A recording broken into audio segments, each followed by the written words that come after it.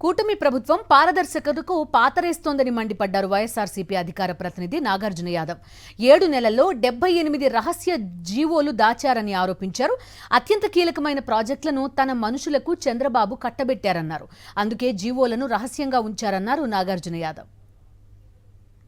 చంద్రబాబు నాయుడు గారు అధికారంలోకి వచ్చారు.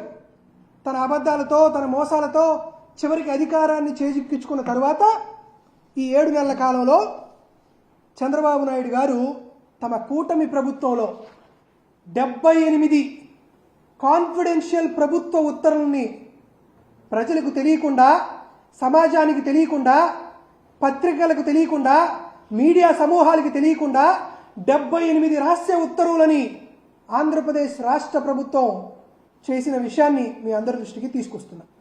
ఉప ముఖ్యమంత్రి పవన్ కళ్యాణ్ గారి పంచాయతీరాజ్ రూరల్ డెవలప్మెంట్లో 6 జీవోలు ఒకే రోజు కాన్ఫిడెన్షియల్ పేరుతో, అదేవిధంగా కన్సల్టెన్సీకి పనులు అప్పగించేటువంటి విషయాలు, కన్సల్టెన్సీకి పేమెంట్ చేసేటువంటి విషయాలు, ఇటువంటి అన్ని రహస్యమైనటువంటి జీవోల్ని కాన్ఫిడెన్షియల్ పేరుతో రిలీజ్ చేస్తూ చంద్రబాబు నాయుడు గారు పారదర్శకతకు పాడగట్టేశారు.